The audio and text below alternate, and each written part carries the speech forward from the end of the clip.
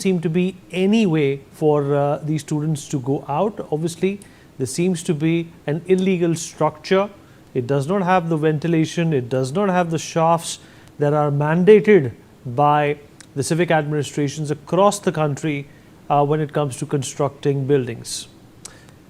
More breaking news coming in. Defence Minister Rajnath Singh is en route and will be in Lucknow soon, is what we are being told. He will visit the spot where a massive fire broke out today, claiming the lives of 15 people. He has conveyed his condolences for the same. Listen in.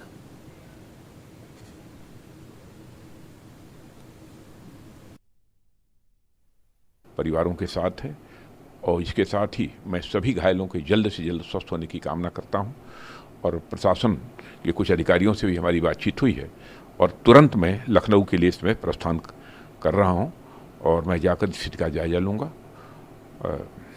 लेकिन जो कुछ भी घटना हुई है बहुत ही हृदय विदारक घटना हुई है। मैं उसके कारण बेहद दुखी हूँ। मैं तुरंत लखनऊ के लिए प्रस्थान कर रहा हूँ।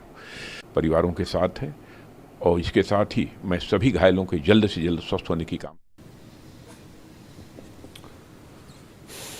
All right, let me also bring in some voices now. Major General Sudhakar G, Senior Geopolitical and Defence Expert with us on the program. Group Captain UK Devnath, Defence Expert, also joins us. Ashok Singh, Director of BODMAS Education with us. Dr.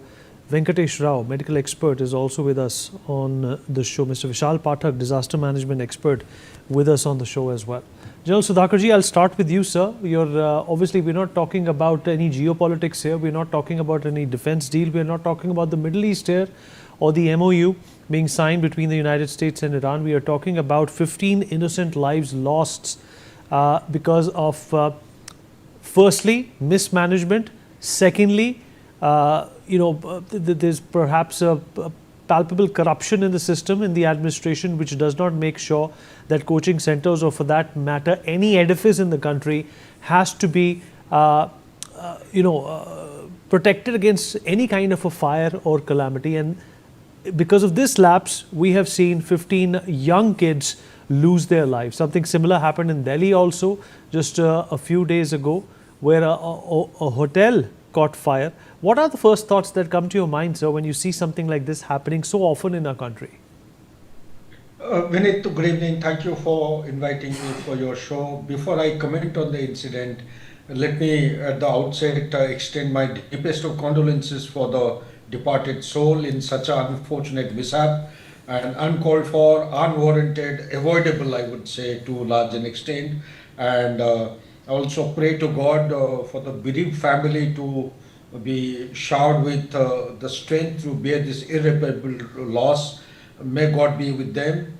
And I do share the grief that the family members, bereaved members, would be going through.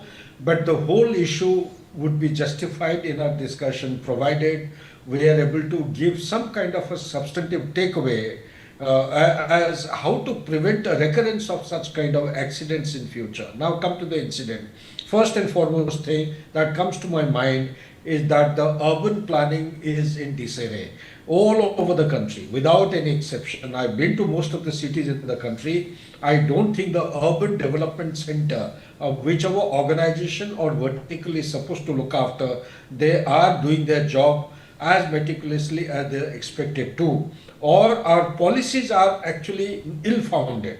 The policy formulation. So look at it from three different levels. At the strategic level, in every state, there is some level who are actually forming the policy.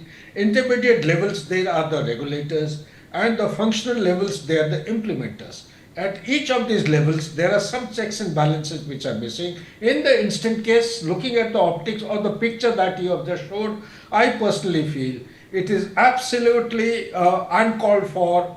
This building has not been planned to any kind of design in keeping with the safety, security and prevention of any mishap. And more so, electric short circuit in such kind of ecosystem should be expected and anticipated. And more than anything else, every city center, every urban development center is supposed to have some kind of a contingency planning, rehearsal.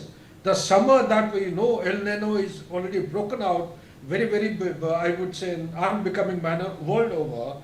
Temperatures are soaring, summers are pretty high and unbearable. And under the instant case, Why hasn't the question that comes to my mind is that the authorities who are responsible for such things, why haven't they been able to visualize? Why people in position of power and authority, why aren't they proactive? So be that as it may, how do we actually address the issue? Firstly, I personally feel we need to contain the situation. That is, we need to salvage as much as possible, rescue people out of danger, take them to the nearest hospital, make sure that they're given medical treatment, their relations, those deceased souls, the relations are compensated adequately, and we stand by the family in hours of grief and pray for the well-being of the rest of the family, and pray to God that the deceased soul rests in peace. That is the first and foremost thing. The second thing is that we need to actually find out the fault as to what has led to this particular accident. That fault finding, identification of the problem is going to be very, very problematic, because and before one issue gets resolved, by virtue of the size of the country and the population and the density of built up areas, there will be a second problem cropping up in the same city. So the attention shifts from one event to another event. Therefore, we need to actually remain absolutely focused and centralized to this particular incident until this issue is resolved in the end. I don't think it will be fair to actually leave it as a second priority issue. Therefore, there has to be some pre-designated people who are responsible and held accountable to address each of the lacunas which have come to notice so that they are not repeated in future. As a lasting solution, the urban authorities, urban development authorities have to be revisited, they need to be reorganized, and addressing all these loopholes so that they are not repeated in future. Back to you, Vinit. Let me also rope in Mr. Vishal Pathak, disaster management expert, into this conversation. Mr. Pathak, we've been down this road many a times in the past. You know, we will find out the cause of what happened. We will know that this was obviously an illegal construction. There was corruption involved. There were obviously, inspectors who overlooked all that was wrong with this building. Nothing's going to change even after that. Such illegal constructions will continue to exist.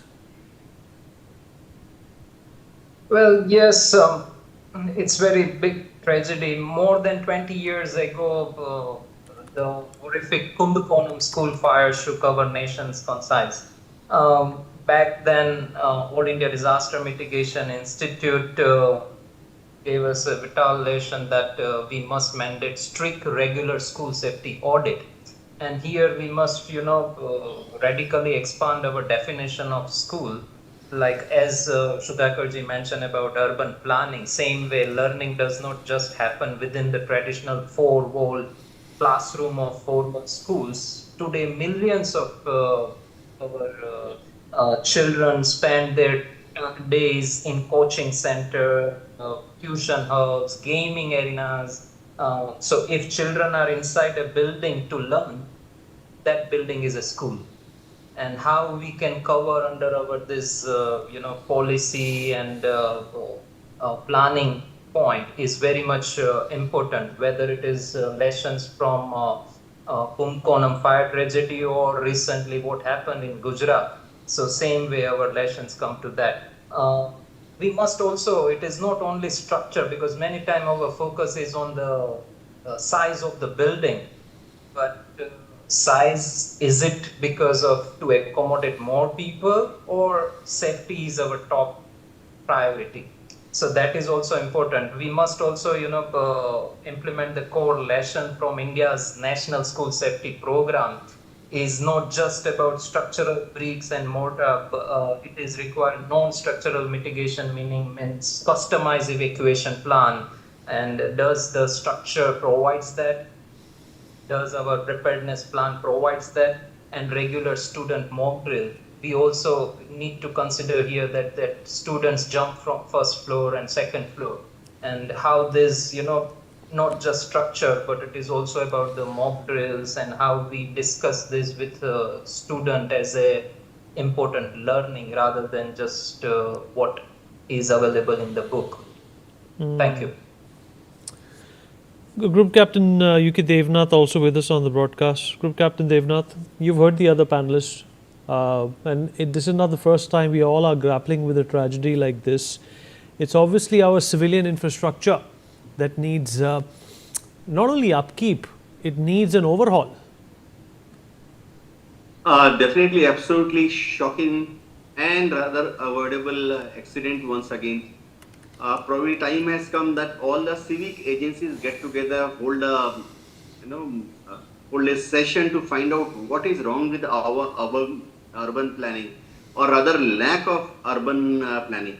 A brainstorming session will bring out that most of our cities have grown without any planning in a very haphazard manner. To start with, there is electrical connections which are wirings, loose wirings from one pole. You can see 20 connections going in different directions. These poles and the loose wire, they also hinder in case firefighters are coming in, fire tenders are coming in. Vertical clearance is not available. In case escape ladders which fire crew wants to deploy, which climb up, which can rise up to a height of 30, 40, 50 feet, they can't deploy because overhead there are dozens of loose wires hanging. So what is required is that awareness. Awareness is just lacking. It is not necessary that we need real professionals to get involved every time. See, theoretically speaking, yes, every building needs NOC from civic authorities, it needs NOC from fire authorities. Modern technology is required, but simple thing like smoke detectors, it doesn't cost much. Simple things like water sprinklers, it doesn't cost much when you see the entire cost of the project. We have to follow very stringent guidelines, make sure that third-party audit is carried out for fire safety and electrical connections regularly after every 6 months, especially in such high-rise buildings. NOC, it is a totally vague concept in India.